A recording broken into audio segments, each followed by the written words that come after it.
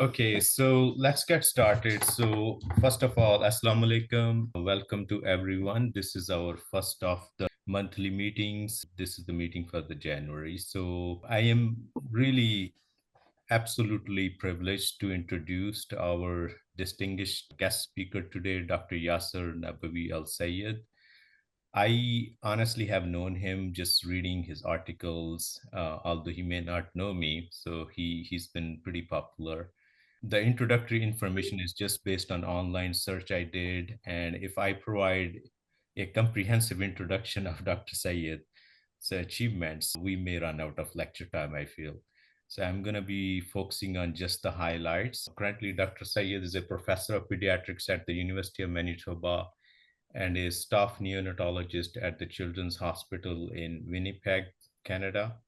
He is also a registered echocardiologist and a researcher at the Children's Hospital Research Institute of Manitoba, with specialized training in echocardiography from the Hospital for Sick Children in Toronto. He is recognized expert in neonatal hemodynamics and advanced ultrasound technologies. In addition to his clinical and academic roles, Dr. Al-Sayed has authored over 100 publications and contributed to influential guidelines for neonatal care, and notably like Canadian Pediatric Society and American Academy of Pediatrics guidelines. His leadership as the director of targeted neonatal echocardiography and point of care ultrasound program at Health Sciences Center in Winnipeg has been transformative.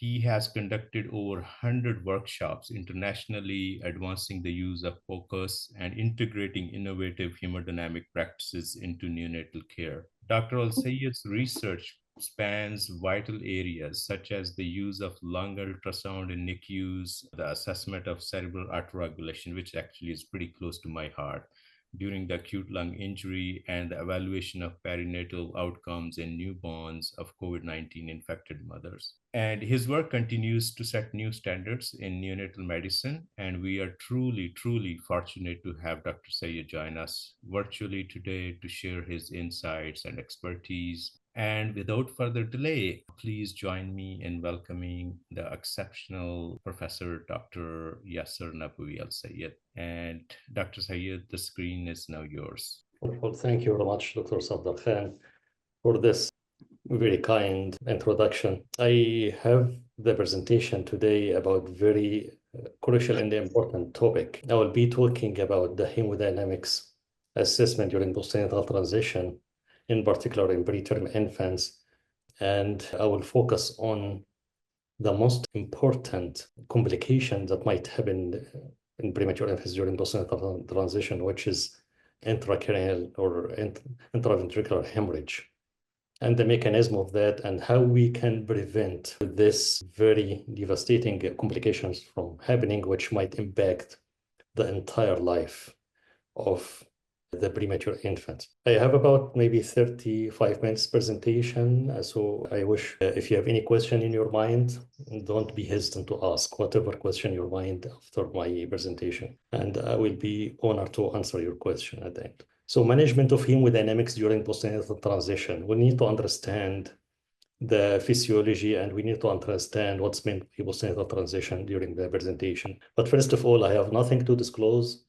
I have no conflict of interest, and I have three main objectives in this presentation. At the end of this presentation, the attendees hopefully will be able to first demonstrate the physiology of the cerebral blood flow, CBF, cerebral blood flow. That's the most important abbreviation we are using in this presentation.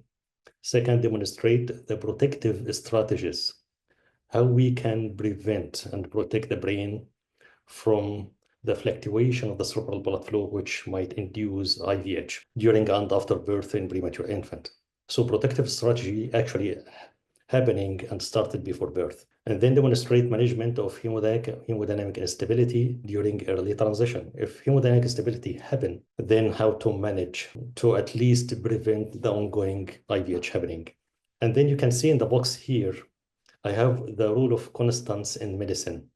So in teaching, one of the skills that I'm using in teaching to consolidate the knowledge and make the the knowledge much easier for you to digest and retain in your memory. I'm using fixed numbers. So you can see the number 3 is in most of the presentation. I have 3 main objectives, and I will continuously repeat things in threes, in triads.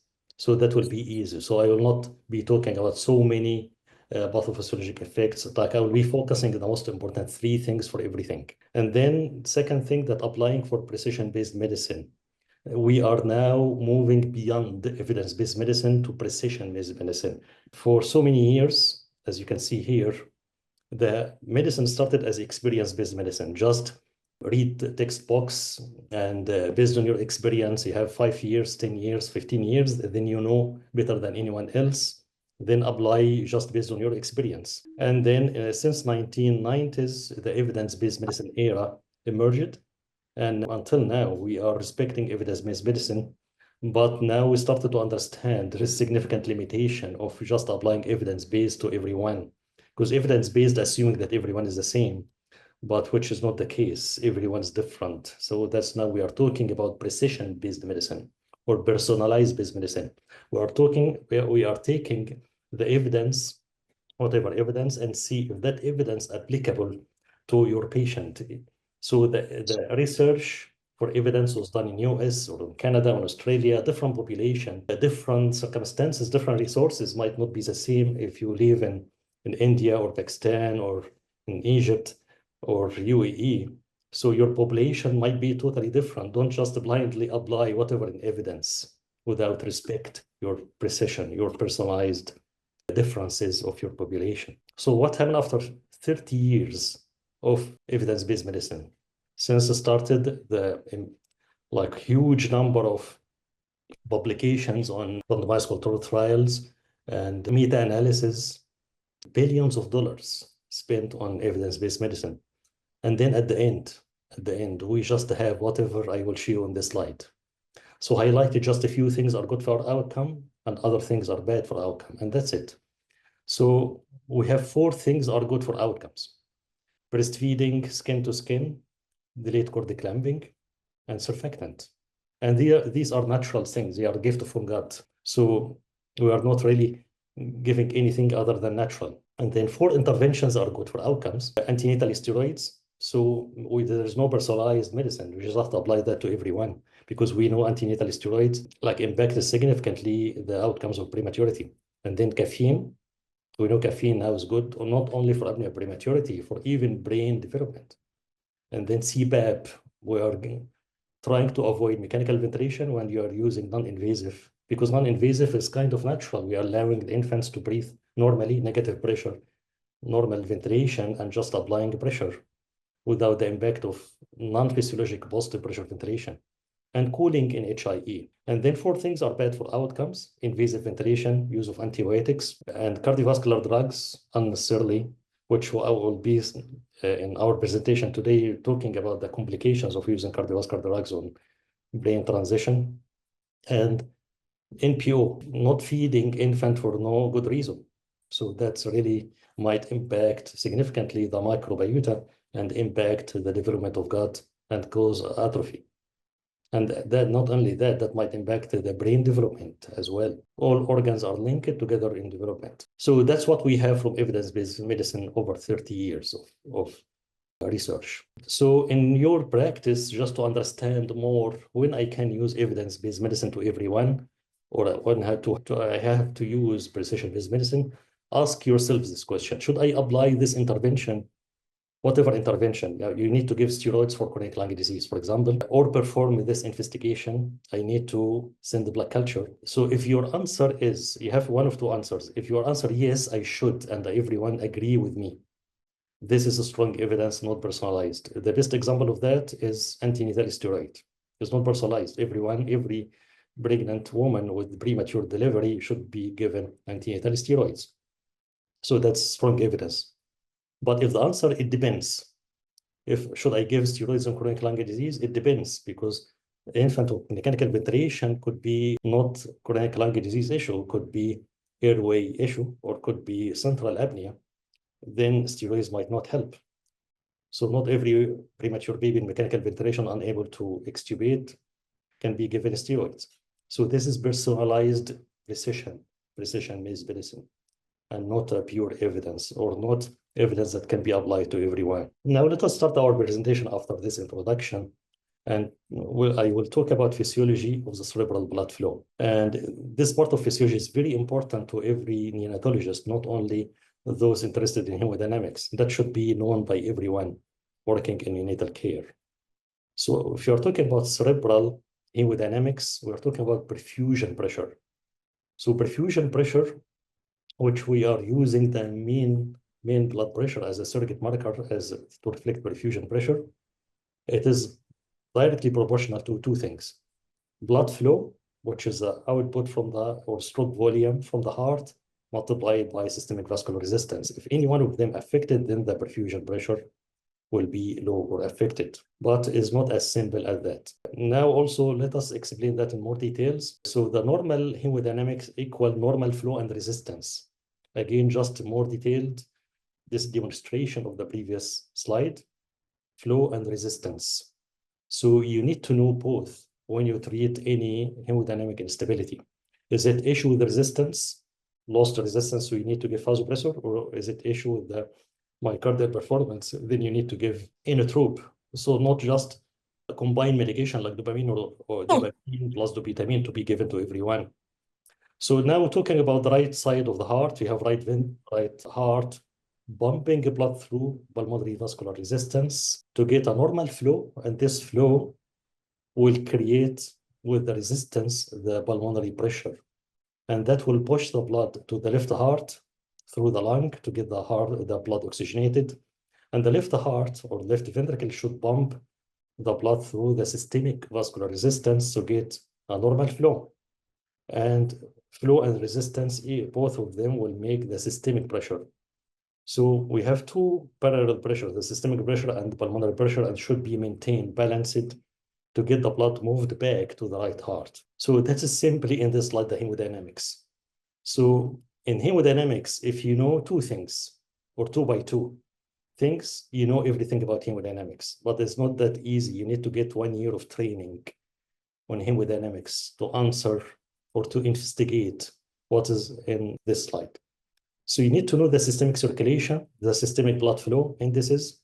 We are using mean blood pressure, pulse pressure, which is systolic minus diastolic. This is a pulse pressure, cardiac output, tissue oxygen saturation by NIRS. You need to get an idea about everything. And then systemic vascular resistance, and it's not very difficult to calculate. You just need the cardiac output, left heart cardiac output, and the blood pressure. So it is a cardiac output divided by the blood pressure. You'll get the systemic vascular resistance. The same for pulmonary blood flow. You need to know the pulmonary blood flow as right heart output, arterial oxygen saturation, which is ventilation versus perfusion matching.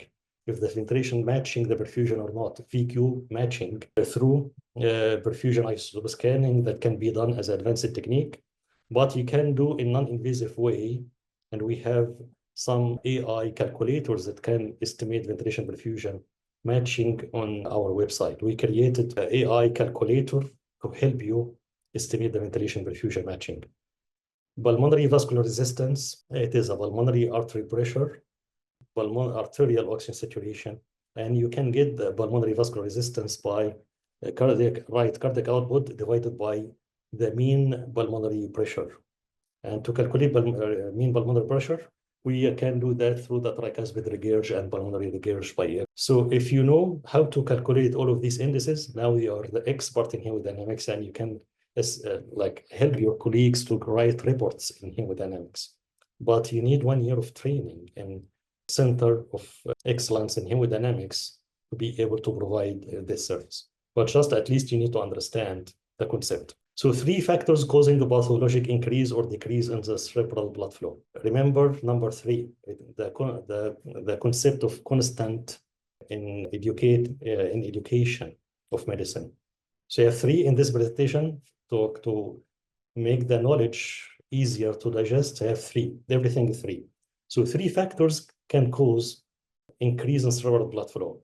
Sudden increase in mean blood pressure, and unfortunately that in most situations it is iatrogenic. So the physicians doing that by using unnecessary dopamine or dobutamine.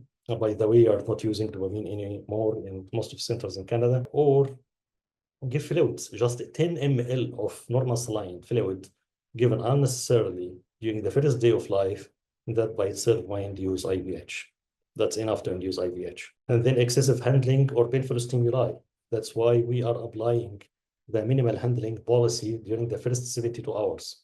So we have the bedside nurse with a stopwatch, and there is time allowed for handling should not exceed a cluster of 15 minutes for very important things that can be done. Even if we need to do an echocardiography, should not exceed 10 to 15 minutes and just focus on the important things, not detail the echo during the first 3 days of life. And the nurse with the stopwatch time out not for herself, for physicians examining or handling the baby, and she's a guard at the bedside, not really, very strict in this policy during the first 3 days. And that by itself can reduce significantly IVH. And then fluctuation of the CO2, sudden increase in carbon dioxide, that's one of the most inducing factors for development of IVH. We assume that the blood pressure is the most important, or PDA, but it is a carbon dioxide. Now we are using a combination of monitoring NIRS plus transcutaneous CO2 monitor to monitor closely the CO2 to prevent the fluctuation. On the other hand, we have 3 factors. Number 3, again, 3 factors associated with decreased cerebral blood flow. Sudden decrease in mean blood pressure, postnatal hemodynamic instability, infant with low blood pressure simply, or weak myocardial performance, because it is common in infants exposed to antenatal maternal hypertension. So the heart or the circulation exposed to high pressure antenatally, and the heart might be weak during transition. Hypocarbia, drop in CO2. So you can see either hypercarbia or hypocarbia, they can fluctuate significantly the cerebral blood flow, and that will induce IVH, as we will see later. And then high mean air pressure, you give unnecessarily high PEEP or high mean air pressure, this will impact the cerebral blood flow directly. We have the autoregulation of the cerebral blood flow that we need to understand, that one of the main issues that contribute to development of IVH in premature babies, the autoregulation curve, loss of the plateau. There's plateau here, which is very important to maintain the cerebral blood flow when there is fluctuation of the perfusion pressure. So this plateau here, when you have the cerebral blood pressure increase or decrease, the cerebral blood flow will maintain, but the plateau is very minimal in premature infant, and especially during postnatal transition, this critical period here is the first 24 to 72 hours after birth. After transition, you will see more maturation of, or more prolonged plateau phase, when there is fluctuation of the pressure is not associated with significant fluctuation of the cerebral blood flow. And this plateau would be prolonged at term, and typically would be close to adult age. So you can see the prolonged or normalized plateau will happen almost at 1 year. What's the exception of that? You can see in preterm during postnatal transition will slightly normalize after transition. The exception of this slight improvement is exception for 22 and 23 weeks. If you are resuscitating or considering the borderline viability 22, 23 weeks, they have very, very poor autoregulation even beyond the first few weeks of life. That's why the IVH might happen even late, or brain injury might happen even late for those babies, and you need longer observation for them. And also that's why we keep them stabilized on ventilation for longer period of time without trial of extubation, especially for 22 weeks for the first 4 to 6 weeks after birth, trying to maintain the CO2 without significant fluctuation because of this phenomenon. 22, 23 weeks, you don't have autoregulation. The cerebral perfusion pressure to cerebral blood flow relationship is almost linear. There is no plateau phase. So you can see now the pattern of autoregulation is very important to understand this slide. Like, what actually led us to understand more about the autoregulation, we have very advanced, as you can see, animal lab. What you can see here is not a baby, that's a piglet. Piglet in intensive care. So that's a intensive care model for animal studies. And we investigated all of the equipments here, not really in NICU, so dedicated to this animal, the echo machine, and you can see near-field spectroscopy and the ventilation, anesthesia, and we have anesthesiologist, and we have physiologist, respiratory therapist. So it is like a full intensive care, or you can say OR. And we have the central lines connected, all of the central lines, and direct monitoring of all of the blood pressure. And we induce lung injury for this piglet or any kind of injury, and we monitor the end organ autoregulation. And we published already an article about this study, autoregulation during transition with severe lung injury. So that's very difficult to understand and to investigate. But now I'm just giving you the conclusion, what you need to know about the autoregulation. So how do blood pressure and the carbon dioxide affect autoregulation? Let us now focus on that, because that will exactly affect our management on daily basis in premature infants. So we need to understand the cerebral blood flow or the intracranial pressure waveform. The intracranial pressure is not like a one line. It is variable or wavy, as you can see here. There's big waves and there's tiny waves. I took sample here, and you can see big, what's called respiratory pulse. And this respiratory pulse is pulsating according to the fluctuation of the CO2.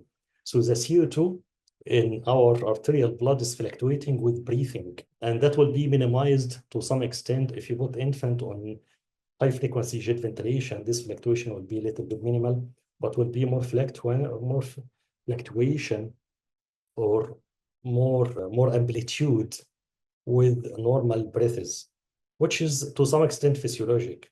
And you have tiny fluctuation here, which is a cardiac pulse or pulse pressure. So the difference between systolic and diastolic will make this pulse from beat to beat. And then you have the respiratory pulse. Now you understand, when you have significant fluctuation of CO2, you have this amplitude suddenly increase, which will suddenly increase also the cerebral blood flow and induce IVH. And that might happen to some extent also when you have significant widening of the pulse pressure. And I think now you understand why the PDA, when the PDA widely open and the left-right shunt significantly happen with widening of the pulse pressure, that might also induce IVH, because you have significant fluctuation of this cardiac pulse here. So if you look at the monitor, you have the arterial blood pressure monitor here, the invasive through the umbilical line. You can see like almost plateau overall, but you can see slight fluctuation here.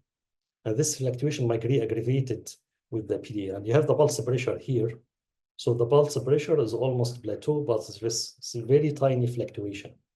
But the CO2 fluctuation here, the white line, that's continuous monitoring with the CO2. You can see this line here is more wavy. This gives you this wave in the brain or in the intracranial pressure compared to the pulse or the cardiac pulse waves.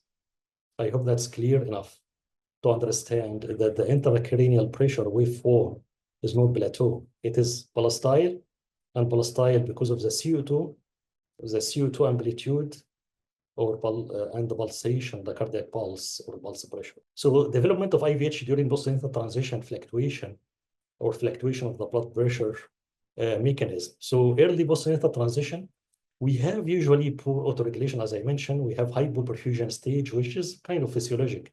But once the CO2 fluctuate or the blood pressure increase or the PDA widely open left-right shunt, and we have sudden increase in the pulse pressure, then you will get a rupture of the blood vessels and IVH happened.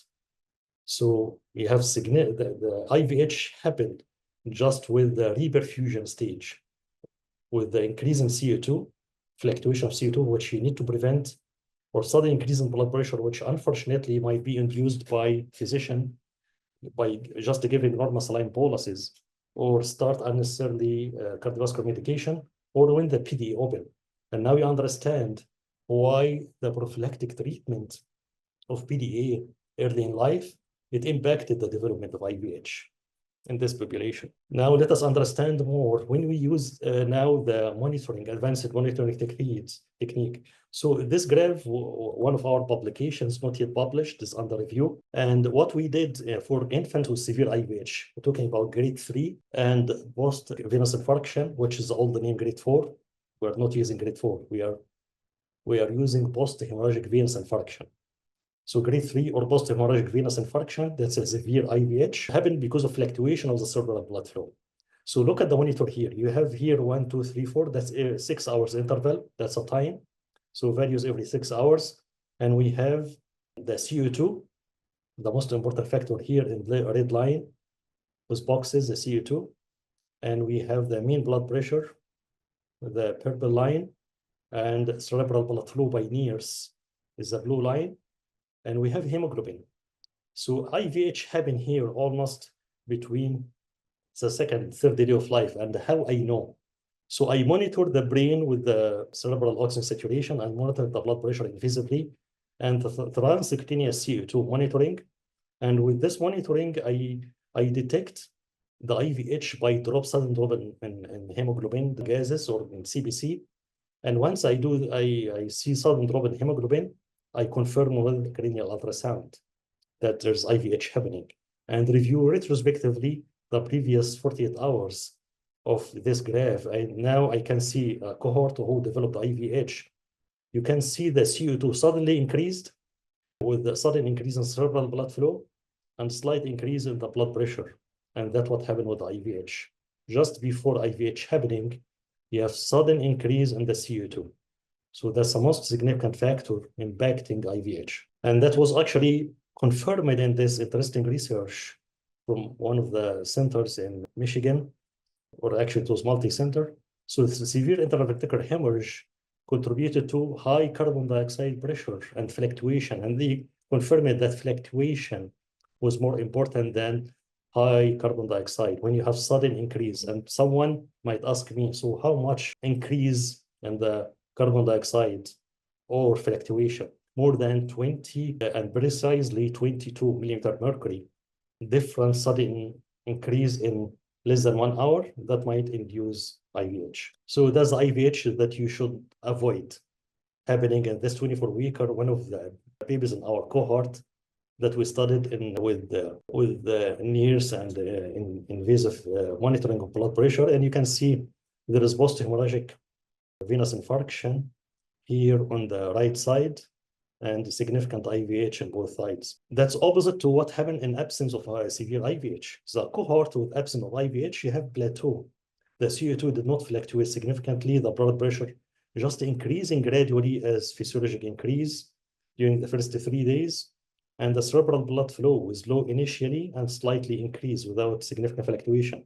And hemoglobin slightly dropped just because of probably sampling and hydration. So this is the cohort that you need to maintain or you need to have in your population. So avoid fluctuation of CO2, avoid fluctuation of the blood pressure, and monitoring closely the CO2. I recommend you now using, or most of the centers in North America now using the transcutaneous CO2. The new models can be applied even for small babies 22, 23 weeks without any impact on significant heating of the skin. The Untitled CO2 is limited in low birth weight and a lot of technical issues, but transcutaneous CO2 is more applicable and more consistent with the real blood gases assessment. So how to protect now? We'll move to protection model. So how to protect the brain from ischemia? So protection against the ischemic related blood injury impacted 3 main interventions. Remember number 3, the constant number in this presentation. So perinatally, antenatal steroids. I think everyone know. I don't have to speak a lot about antenatal steroids. And the neurodevelopmental outcome after single course of antenatal steroids in children born preterm in meta-analysis proven to significantly impact all of the aspects of neurodevelopment. Antenatal magnesium sulfate, we are using that in premature infants less than 32 weeks. And the mechanism of that magnesium sulfate prevent post-hypoxic brain injury by blocking the excess glutamate release in calcium channel. So that will help to maintain the cerebral blood flow. without significant changes. And then the delayed cord clamping. Now, in some centers, they start to apply resuscitation while the cord is still connected. As you can see here in the picture, we published this article about the physiologic understanding of delayed cord clamping. And simply this nice image from Dr. Satyan highlighted when you start before delayed cord clamping, the lung inflation will help to suck the blood from the umbilical blood, and you add maybe up to 15-20 extra ml of blood as you give a blood transfusion from like normal physiologic fetal blood to the circulation. Because now, once you drop the pulmonary vascular resistance by appropriate ventilation, now you have vasodilation of the lung blood vessels, and that easy can move the blood inside the lung and suck more blood from the systemic circulation and definitely from the umbilical cord as well. But if you clamp the cord before that happened, when the lung is still closed, then you lost the opportunity of adding this extra blood, which might induce hemodynamic instability. The infant might require early transfusion or fluid boluses, which by itself might induce IVH. So during transition, protection against ischemic-related brain injury during transition. Now we talked about perinatally, but during transition, as we explained before, prevent reperfusion injury, avoid unnecessary boluses, prevent fluctuation of the blood flow, unnecessary cardiovascular drugs. Second, again, we're talking about three things, prevention reperfusion injury, prevention fluctuation of carbon dioxide, and then prevention of intermittent hypoxemia, because hypoxemia also impacts the cerebral blood flow. So we need to avoid the three different things: appropriate ventilation to prevent hypoxemia, appropriate monitoring of carbon dioxide, prevent the fluctuation, and avoid unnecessary boluses, unnecessary cardiovascular medications. But you may have issue with the blood pressure. I will just show you here this blood pressure for premature infant, 22 weeks. Pulse pressure was 12. Even pulse pressure of 8 to 10 during first day of life in very premature infants is acceptable, as long as you don't have any other issue with hemodynamics and the blood pressure is plateau. Unfortunately, this infant was given normal saline at the point A here. You can see significant surge of the blood pressure, significant increase of the blood pressure, and that led to significant increase in the cerebral blood flow. Unfortunately, this infant developed IVH. Right after this happened, it checked for the brain, and unfortunately, this happened with one of the fellows. He was not really happy about the blood pressure number, and the normal saline was given without discussion with the supervisor or the attending. And this what happened. The blood pressure suddenly increased and used IVH. So even normal saline bolus you may give and might affect the entire life of a premature infant. Again here, this infant with the CO2 15, very low CO2, and you can see at the same time the cerebral oxygen saturation dropped significantly. And after the CO2 or after ventilation adjusted, the CO2 suddenly increased, and that will also was associated, unfortunately, with the cerebral hemorrhage. So we have this protocol here to apply for premature infant less than 28 weeks by using near-field spectroscopy. And the target that we are using 60 to 80 beyond the transition. During transition, 55, even as low as 55 is fine. But 60 to 80 beyond the transition.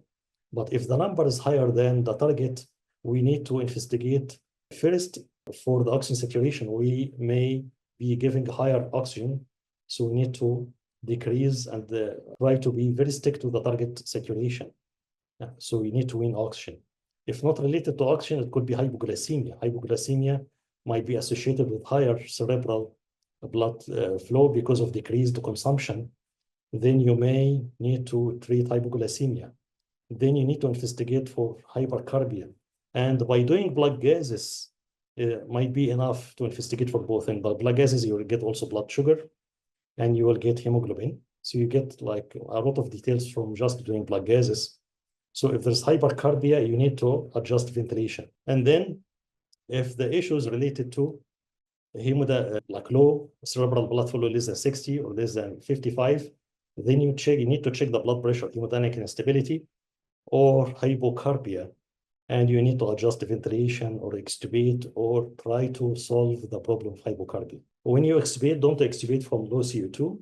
Simply what we do, just shift the ventilation to CPAP for 2 minutes, and that will build up gradually the CO2, and then you can plan for extubation. Check hemoglobin and transfuse or treat anemia accordingly. And also deal with hemodynamic instability, and I will give you example. Here is, by the way, article published on a physiologic-based integrated algorithm, how to use the blood pressure parameters plus echocardiography and plus near-field spectroscopy to manage hemodynamics. So this review article will give you a wider spectrum to understand about this presentation, not only during transition, but in management of hemodynamics instability in general. I have to highlight that the blood pressure, we are not using blood pressure as mean blood pressure equal to gestation age. That's probably 20 years ago kind of practice. We are using centile values. There is published centile values for every single gestation age, which is different from postnatal transition to beyond postnatal transition. And if, like to make it easy for you, we have online calculator on newbeats.academy that you can use. This AI calculator, you just enter the value and will let you know the percentile value, the normal centile value for the blood pressure. So if you have any hemodynamic instability, we talked about avoid using normal saline boluses or cardiovascular medication, but sometimes you may need to use. If you have pump failure, cardiogenic shock, and you have LV dysfunction, or you have high systemic vascular resistance due to vasoconstrictor physiology, and I will give you an example of that. As you have infant with narrow pulse pressure, with hypotension, low cardiac output by echo, and you may have early high diastolic blood pressure. So you see here, the blood pressure was normal, maintained normal pulse pressure, and suddenly the diastolic blood pressure increased and was very narrow pulse pressure. This is vasoconstrictor physiology that happened before development of this cardiogenic shock. You have the pulse pressure now is almost one line. That's happening late. So you have low systolic, low diastolic, low everything, low pulse pressure. Here you have high diastolic and narrow pulse pressure. So this is the early stage when you have vasoconstrictor physiology, high systemic vascular resistance, and the heart is contracting with difficulty, and then the heart will get tired. And then late stage, you have cardiogenic shock. You will see this blood pressure image here. So the medications that we are using may be known, which should be directed by someone expert in hemodynamics. It's better to be avoided because it's long half-life, but you can use dopamine in this situation, either vasoconstrictor physiology or cardiogenic shock. Use only fluids if the heart filling is not enough. So fluids is not just given as a bolus or as a gift for the patient. No, it is not a gift. It might make a disaster. Only given if there is underfilling or there is the infant's dehydrated, or you can, if you see the sodium is very high and the filling is not optimal. So give it under guidance of the underlying cause, not just a trial. Treat the underlying cause, again, if there is vasoconstrictor physiology, dopamine. If there is cardiogenic shock severe, you may need to give more stronger medication like epinephrine. Again, we are not using dopamine anymore in our unit. The common scenarios, postnatal transition failure, or it might happen also in hypoxic ischemic insult, which might happen in preterm infant as well, or HIE. And then common mistakes, use vasopressors. Don't use vasopressor when you have vasoconstrictor physiology, like norepinephrine, doesn't make sense. Or delayed detection, when you have the infant already in cardiogenic shock late stage, then the management might not be easy. And you should use like a stronger medication like epinephrine. And if you do echo, you will see the heart here is very poorly contracting. So the heart contraction is poor. That's preterm infant, 24-weeker with poor contraction. And dose of dopamine of 5 mics per kg per minute is enough to improve the heart performance in this case. So I have 3 main conclusions. Again, number 3 is the consistent number in our presentation. So protective strategies start before birth and during early transition, integrated monitoring of blood pressure, and again, blood pressure as blood pressure centile values, not mean blood pressure equal to gestation age. You need to look at the pulse pressure, diastolic pressure and systolic pressure. Cardiac output, near-field spectroscopy, all of them, this integration is helpful in formulating medical recommendation. Monitoring should also include respiratory and hemodynamics. Remember that if CO2 is very important to monitor. So carbon dioxide, if you don't have the transcutaneous CO2 available, you need to do frequent blood gases. And we advocate to use arterial line, umbilical arterial line during transition to frequently monitor minimum Q6 hours to check for CO2 and avoid significant fluctuation. Thank you very much, and really interested and happy to hear your comments and questions. And just before you ask a question, if you go to website, here, New Beats Academy, you have a lot of AI calculators that you can use during your daily life. You need to just log in or sign up for free, and you'll get access to a lot of AI calculators. So the first one here is the blood pressure. And in this blood pressure, you need to just enter the gestational age, the days of life, and 14 days, sorry, the day of life. That's 24 plus 1 day or plus 0, whatever. And here the day of life. And then the systolic blood pressure, whatever number, and the historic mean blood pressure, and will give you, is it acceptable or below or higher? And also will give you, if you start cardiovascular medication, will give you the weaning target. So if you reach a blood pressure 44 or higher, you need to wean, and the diastolic of 23 for this particular age and particular gestation age, and give you the entire centile value, the 50th, 25th, and 95th. So it is based on the study that we have done in premature infant in our unit. It's very easy, and it's available for everyone. We have a lot of other calculators, including HIE decision making. So if you are not really sure, you start cooling or not for HIE, you can use this calculator and it will give you the answer. Should you start cooling or not? And this is based on the Canadian Pediatric Society guidelines. Again, thank you very much, and happy to have your questions. Thank you, Yasser. Thank you very much. Of course, there's a lot of questions, but so I will start with some basic questions. Thank you, the overview of hemodynamics in the premature babies. You said that dopamine you are not using. So in our part of the world, in Pakistan, I think is still in use. So can you comment on that what inhibits you to use it? Yeah, thank you very much. That's a very important question. Not only, I think, even some units in US, I believe that is still using dopamine. I'm talking about Canada. So the reason for that, the literature, sorry, so in the literature, they highlighted that in dopamine as a medication might increase the cardiac or myocardial consumption of oxygen, is associated with poor brain development, and also is a non-specific medication on pulmonary circulation. So that might increase the pulmonary vascular resistance, which might be an issue in developing a lung with a really stiff lung. And premature infants, they are also susceptible for development of pulmonary hypertension during transition. So dopamine is harsh, non-specific medication, especially if you exceed the dose of 10 mics. Yeah. So if you use it as vasopressor, you need to use it as 15 mics or higher to get the vasopressor effect. If you use it less than 10 mics, might not be strong as vasopressor, but still can induce a lot of side effects. So it is not a specific medication. The only indication, which is rare, that we are using dopamine sometimes, when we have a PDA shunt, significant PDA shunt, and we have septic shock at the same time. So why we are using dopamine? Because it is increasing pulmonary vascular resistance and can limit the shunt. And also can help to increase the pulmonary systemic vascular resistance at the same time. So in case of you have vasodilatory shock, like septic shock, we are using norepinephrine. Start at 0.05 and increase to 0.1 and so on, and consider steroids if you need higher dose. Sure. If you are treating vasoconstrictor shock or cardiogenic shock, then use dobutamine. If you have late stage of shock, when you have everything is low, then use epinephrine. So these are the most common three medications. Milrinone can be used in severe pulmonary hypertension with RV dysfunction under echo guidance or expert in hemodynamics. It's better to avoid milrinone in extreme prematurity because long half-life is 6 to 8 hours.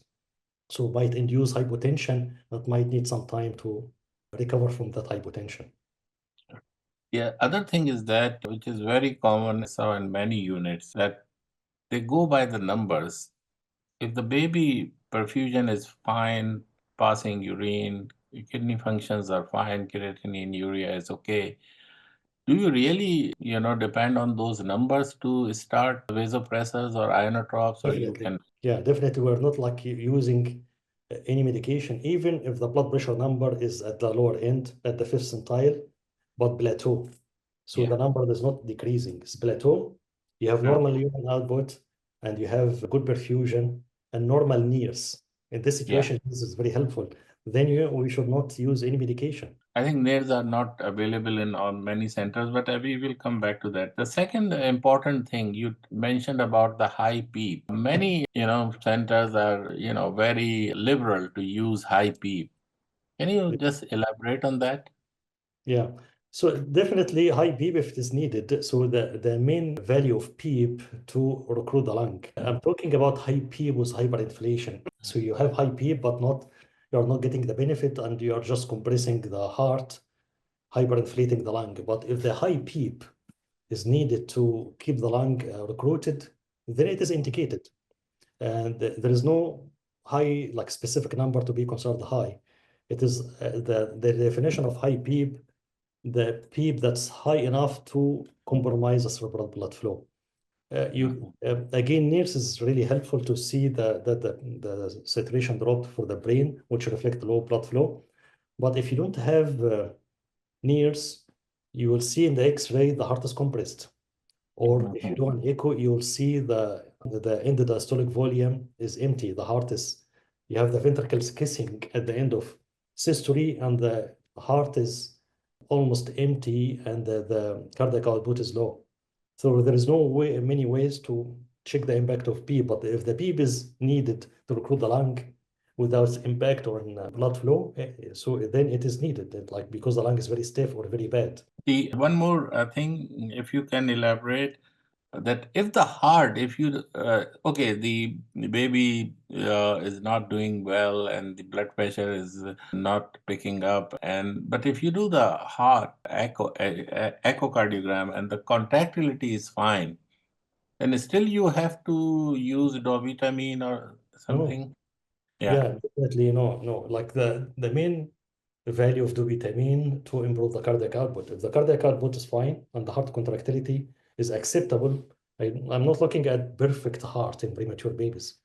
And I'm not expecting everything to be perfect because they're born at abnormal time. So we're just looking at just acceptable things, acceptable cardiac output, reasonable contractility, reasonable blood pressure. I will not try to normalize numbers like by giving extra medications, which every single medication might induce more harm. Yeah. So if you, again, the hemodynamics, you have good urine output, perfusion is fine. If you have NIRS is fine. And the cardiac output is okay if calculated, if not calculated, blood pressure. If you have normal pulse pressure, that's a surrogate marker for stroke volume. And pulse pressure, usually it is physiologic low, 8 to 12 during the postnatal transition first day, and gradually widen.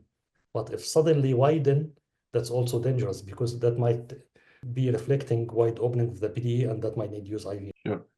I have one or two more questions, but later on I will ask the audience if somebody has any question. Otherwise, I have 3-4 more questions if Safdar allow us. Yeah, I think there is a question from the floor from Dr. Maria Ehsan, if you can read that. Yeah, sure.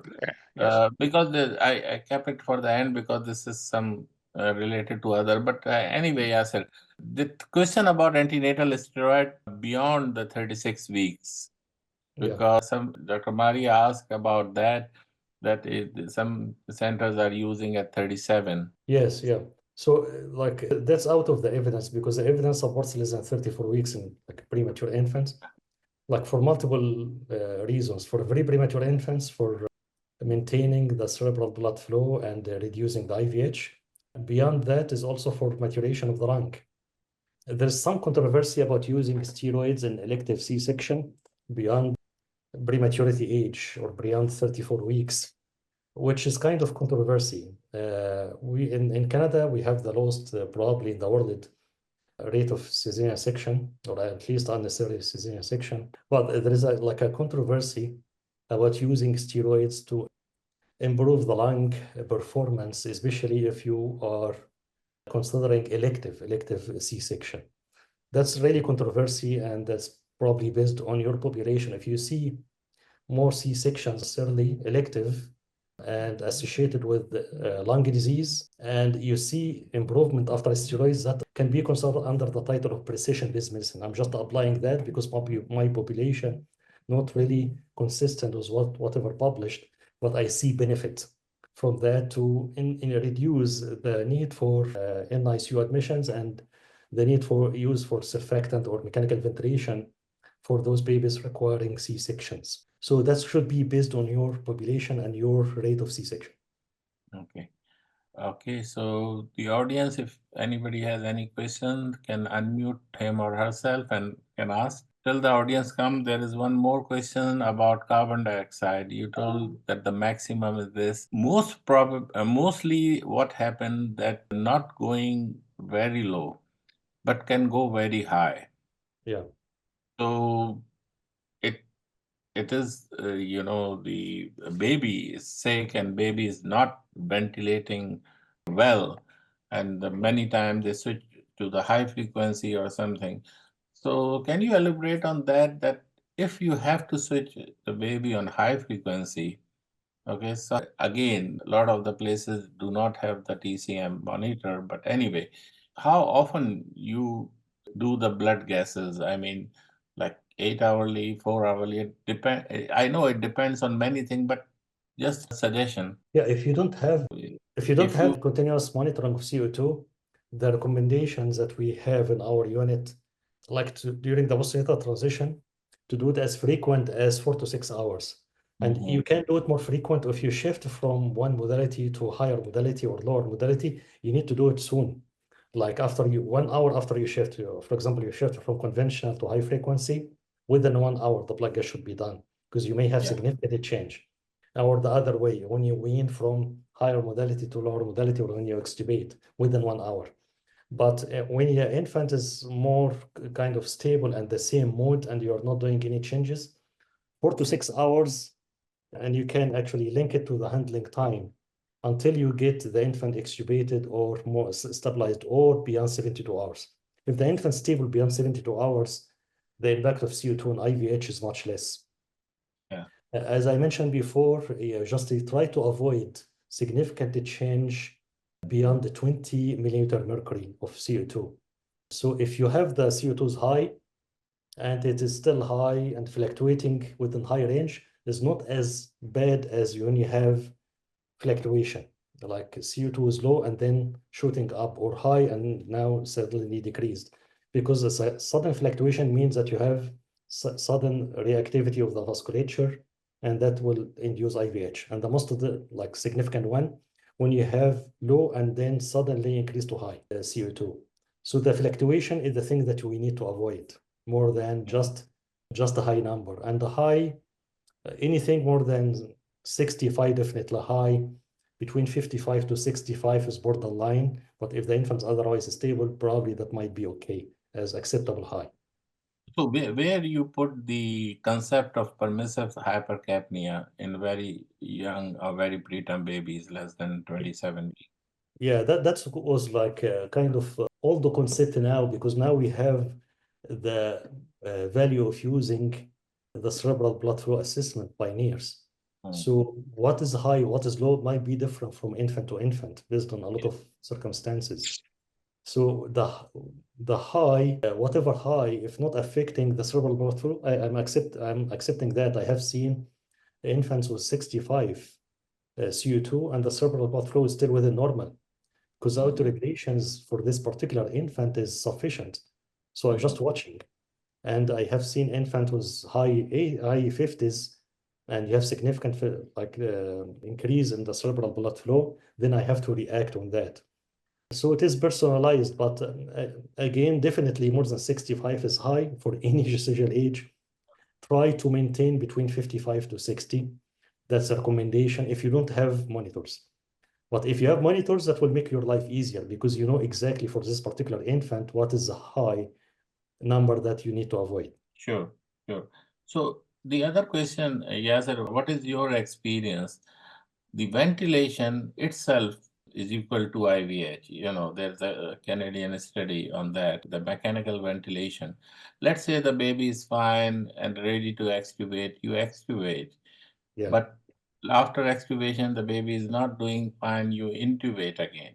Yes. So this extubation, intubation affect the baby more, or to continue on the minimal ventilation is better in the preterm baby? Yeah, that's a very challenging situation in all of the units. So during the first postnatal transition, just exclude 22 and 23 weeks because we don't execute them That's okay. until maybe 4 to 6 weeks of the birth. But if you're talking about 24 weeks to 28 weeks, like the LGAN or extreme low birth weight that you need to consider the minimal handling policy. Based on the minimal handling policy, we try to avoid extubation unless the infant is washing CO2, and I don't have any other room to continue ventilation as the CO2 is low. In this situation, I don't have any other option other than extubation. And when we extubate, now we are using the higher modalities that might maintain the infant intubated instead of CPAP. We are using invasive pulse pressure ventilation. We have started to use NAVA also in very premature infant. Also, in some units, they try to avoid using NAVA in the early first week of life. They are using as rescue mode. Beyond that, if the other modes are not enough to maintain the infant extubated, but we are using NIBBV, and also we are using the nasal high frequency ventilation, non-invasive high frequency, and we can use it just as the first intention mode for very premature babies to be sure that they can stay extubated, doesn't like during the at least postnatal transition, and reduce the failure of extubation failure. So these are the strategies that you are using. So try to consider early extubation and maintain minimal handling unless the infant is really ready and the compliance is very good and CO2 is low. Then keep in mind the non-invasive ventilation, nasal high frequency if you have the ability to use these modalities. If you don't, just use CPAP, and be sure that you are use a good dose of caffeine, and you may give extra dose of caffeine before extubation. Sure. And be sure also when you extubate, don't extubate from very low CO2 because the infant will not breathe. The CO2 should be more than 40. And how to do that if the infant, for example, CO2 is 30 or 35, I just turn, as I mentioned, to endotracheal CPAP for just 2 minutes, 2 to 5 minutes to build up the CO2 before extubation. Otherwise, when you extubate on low CO2, the infant would not breathe. Yeah. There's one question that if I don't have the nerves, can I depend on blood gas, venous oxygen saturation? It means the VBGs. What do you think about VBGs or CBGs? We are using, if you don't have arterial line, which is a preferred way of monitoring for extreme premature babies, through umbilical arterial line, use capillary blood gases. Venous blood gases is not really helpful because venous will just peripherally reflect that area that you take a venous sample from. But capillary blood gas is more reliable. So either arterial or capillary, not venous. Because venous is significantly affected by the peripheral perfusion in that area. Capillary is more affected by tissue perfusion. Sure. And be sure that you warm the lower limb. If you took it from the heel, you apply warm the heel for at least 5 minutes. Be sure that's warm enough with good perfusion before you take the capillary blood gas. I can continue, but sir, do you have a time limit? Because if anybody else want to ask the question, please, because we are 15 minutes over. So time limit actually it can continue. We have really good package. okay. Yeah, I see 2 more questions in the comment section. So this is from Dr. Sadia Yasmin, and thanks for the wonderful talk. I just want to ask that AI-based blood pressure calculators are equally useful for non-invasive blood pressure monitoring. This is the question. as we don't have facility of invasive monitoring in most of centers. So the question is basically, can the AI calculator be helpful in that? Yeah, it can be used as long as you're using the right size of cuff and the right technique, because a cuff might be associated with a lot of false numbers. And I advocate, if you have issue with the blood pressure, don't rely on one number from one limb. You have to do multiple measurements. For example, Q 10 to 15 minutes and see the trend over time with the cuff. Keep the cuff on.